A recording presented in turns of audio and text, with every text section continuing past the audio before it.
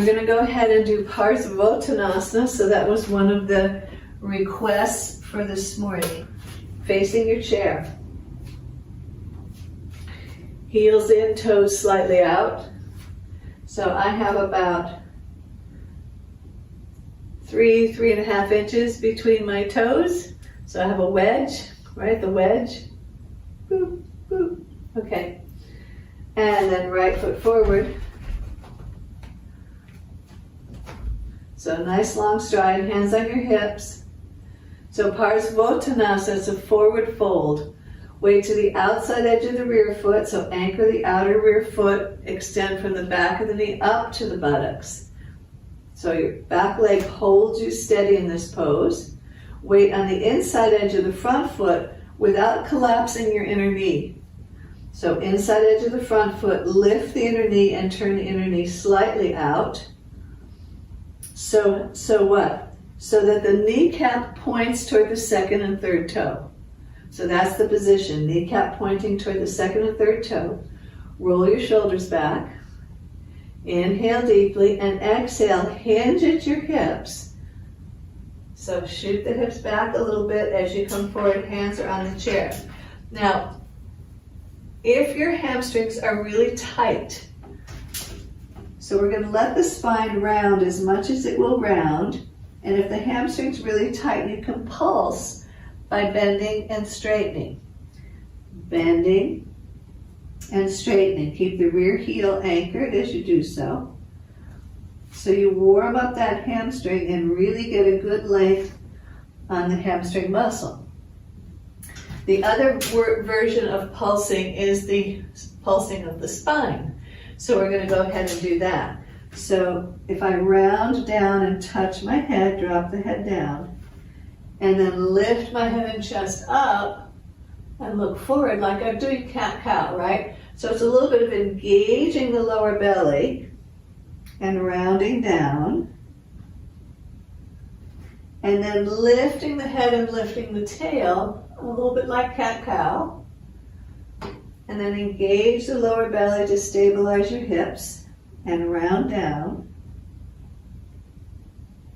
And then lift the head and chest up and the tail up, right? And then keep the tail back and up and round all the way down. Pause for a moment. You can drop your hands to the floor. Rest your head on the chair. And then to come out, slowly step up. And turn and step yourself out. Feet in the wedge. And go ahead and step forward. Left leg. Again, weight to the outside edge of the rear foot. Extend from the back of the rear knee up toward the buttocks. Turn the hips to face forward. Lift the bottom of the belly as the tail descends. Weight on the inside edge of the front foot, but lift the inner knee and turn the inner knee until the kneecap points toward the second and third toe. Deep inhale. Exhale, hinge at your hips. Forward you go.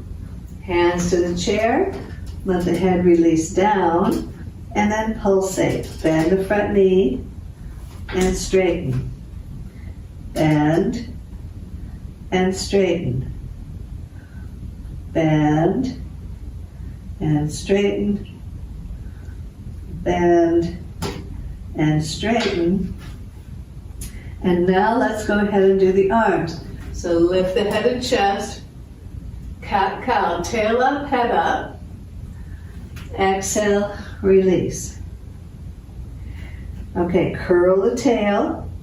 Engage the lower abdomen so you come up this way. And then tail up, head up. And then release back down.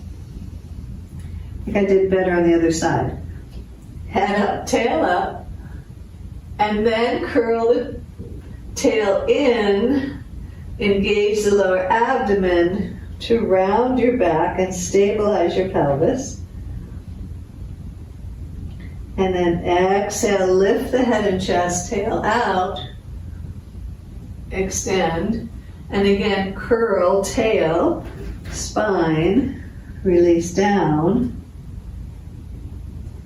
and last time, head up, tail up, and this time keeping the hips steady but come all the way down. You can bring your hands to the floor and the head to the chair.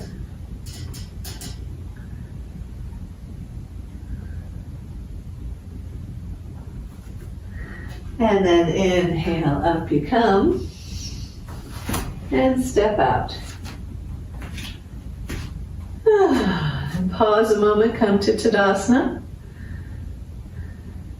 It's always interesting to hold poses for a while, isn't it? We can really connect to those places that are needing to be released, that are wanting our attention, and that are wanting to be released. So we can stay in better balance.